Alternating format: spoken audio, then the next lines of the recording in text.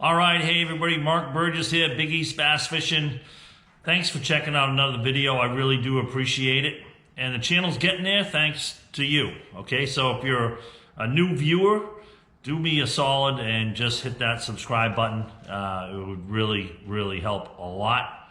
And again, I appreciate all the support. Keep the comments coming. All right, so there is quite a bit to comment on. I've kind of been quiet about the latest going on in the world of professional bass fishing.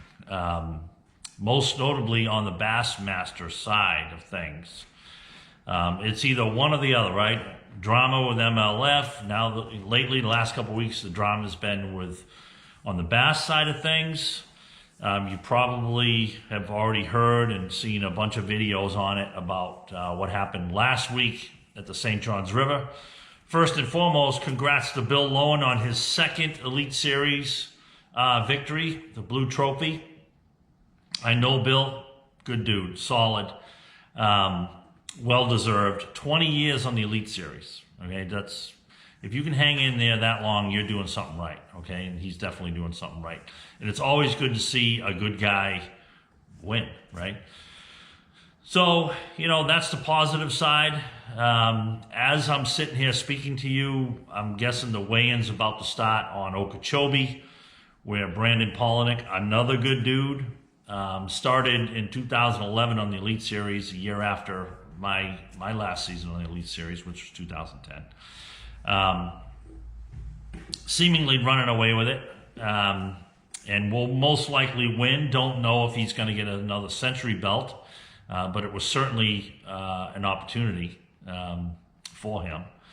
So I know if he loses the century belt, you know, and gets the win. I mean, come on, it's another win on the Elite Series. I think it might be his 7th. Okay, so what's happening in the world of professional bass fishing? A lot of you already know and have seen or heard about the disqualifications. Okay, and I don't want to use my good friend Matt Herron as fodder for a video, okay? Because Matt's a good friend of mine. I traveled with him. I roomed with him. I've been fishing with and against Matt for a long time. Back when we were fishing the Opens and so forth, the Ever Starts. He was on the FLW side. We both qualified for the Elite Series in 2008. Our first year in the Elite Series was 2009, that we were traveling and camping together. So spent a lot of time with Matt, talked to him quite a bit, go see him when he's close, that kind of thing. I have not talked to him personally, texted back and forth, you know, support, that kind of thing. But one thing I do know, that Matt is as honest as the day is long. And, you know, from what I can put together, and again, until I talk to Matt, I really don't know the whole truth, that it was just an honest situation that, you know, in a form of a polygraph test, you know, if it's something as black and white like that is, maybe not the best analogy there, because it's not really black and white. So the point I'm trying to make is, you know, yeah, did Matt come across some information on the St. John's about, you know, where fish are or water conditions or what have you, area? Possibly so. You know, speaking with what I've heard his son, and again, that's just hearsay. So nothing that he acted on, nothing that he solicited, nothing that he asked for. I've been told it was 70 miles away, never went there, you know, did his own thing. But what I did learn today, though, was that Bass basically has enacted like a polygraph test and procedure on steroids, okay, which the anglers asked for a more stringent polygraph test, just a more focus on, you know, the information rule, which in my opinion is unenforceable, okay, and not a perfect science. So what they're doing now is, it's in addition to winners, a lot like when they pull your information for an event, your insurance information, the top 3 or top 5, and then random. So random polygraph tests, and it's in a very intimidating setting where you have the person administering the test, and you're all hooked up to the sensors, blood pressure, that kind of thing, pulse, and you have someone sitting directly in front of you, making eye contact, watching your facial expressions, your eye movement, any signs of, I might not be telling the truth kind of thing. And it's intense. And in that situation, if you said, did you get information? No. You didn't talk to anybody. Well, I might have talked, I overheard this or talked about that, but I didn't go there. I didn't have any bearing on the tournament. Boom, it's a fail. So that's all I'm going to say really about that. You saw Matt's reaction. For someone to pick up and after all these years fishing the Elite Series and Bass to make a change, that's pretty significant, Did it dovetail in with what he was feeling, with forward-facing sonar? He's not a big forward-facing sonar guy, as you know. We had a lot of conversations about fishing your strengths and just let the chips fall where they may. And, I personally think that's the way to go. And you can look at a couple of other guys to mention, Greg Hackney, John Cox. They could care less about forward-facing sonar, have no concern whatsoever with what's going on offshore using that equipment and technology, okay? They do their thing and, and fish their strengths and do pretty well doing it, I may say. So, he was already kind of leaning that way in the NPFL, which is where he's decided to go. He was signed up to fish that in addition to the Elite Series this year. Anyway, he was going to do the Elite Series and NPFL, full schedule. Their first tournament is on Santee Cooper. He's there practicing right now for that. I think he's going to absolutely tear it up. I really do. I think you're going to see a win out of Matt Herron on the NPFL this year. So time will tell. So I wish Matt the best. So the other news that you heard was that Scott Martin received information on Okeechobee, okay, his home body of water. A big opportunity for him, a big opportunity for Bass,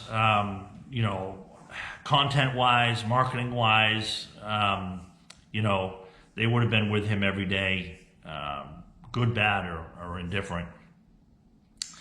So, yeah, that's pretty serious. In my opinion, that's a lot more serious implications and situation than what Matt endured, with how it all came down, so jury's still out on that. There's a lot of speculation about whether or not Scott on his own self-reported, or there was some pressure there to self-report, and only he knows that. Only the people involved know that, so you can't say one way or the other, but definitely not a good look, okay? But, you can look at this two ways. Some people say, well, it's the sport of professional bass fishing with all this stuff going on, it's not good for the sport, this, that, and the other thing. What's going on with the circuits? Who's right, who's wrong? Is that a good move for bass? Whatever. The other side of it is it going to tighten things up? Oh yeah. Okay. Regardless of how things happened to Matt and Scott Martin going forward, okay, this is like an enforcement. You're driving down the highway and you're going 85, 90 miles an hour, and you start to see some state troopers, all right, and it's enforcement just by them being there. Okay, they're going to slow the traffic down. okay? I think this is what's going to happen. It's unfortunate that it happened with Matt and Scott Martin, but I really think you're going to see people think twice about and be a lot more cautious about everything that they do and say and who they talk to about what and when. Okay, so that's my take on that. You know, and there's a lot of different scenarios to that. You know, you go into a tackle shop, especially a tackle shop, you know, good size, and you're walking down the aisle, you're looking at baits, you're trying to find whatever you're looking for. You overhear a couple of guys next aisle over just say, hey, you know, they were really, let's say Okeechobee, for example, wow, you know, I hammered them the other day in Honey Pond Canal. They are moving up, and it's a big fish. Place is loaded. You didn't solicit that information. You don't even, you know, you don't know who those guys are. You didn't ask for the information. You overheard it. Okay? Do you act on it? Do you don't act on it? In my opinion, you didn't ask for that information. You overheard it. If a lot of times stuff like that doc talk, if you will set you off in the wrong direction. Had you not heard that and you were going to do your own thing, now if you go and look at that, what you're going to do, were your gut feelings, was your plan initially going to work out better for you? You'll never know, because you acted on that information. And did that make you a better fisherman? Did it? Did that? You overhearing that they were pulling up, big fish were pulling up in Honey Pond Canal or South Bay or Monkey Box or wherever, okay, and you go there and you jack them, okay, and you do well in that event. Did that make you a better fisherman? Nope, not in my opinion. If you did your own research, your own pre-fishing, followed your own gut instincts for the experience that you have on the water, you put all the pieces of the puzzle that you had together, and whatever the outcome, you either did well or not. You learned. You learned, okay? Acting on that information, it might get you a day in the sun, you know, but it's not helping, okay? But there's a difference with information and what you do with it, okay? So I'm going to keep it short and sweet. That's what's going on in the world of professional bass fishing. Looking like Brandon's going to win this Okeechobee deal, the Florida swing. Congrats to him if he does pull that off. It's not over yet. It might be getting close. About 15 minutes, I think they're probably already back. It's about quarter of, almost 10 of 3 here now. So going to be weighing anytime soon. I'm going to go check that out. All right, so appreciate you watching the video, checking it out. Do me a solid and please hit that subscribe button. And we will see you on the next episode of Big East Bass Fishing with Mark Burgess. Everybody have a great day.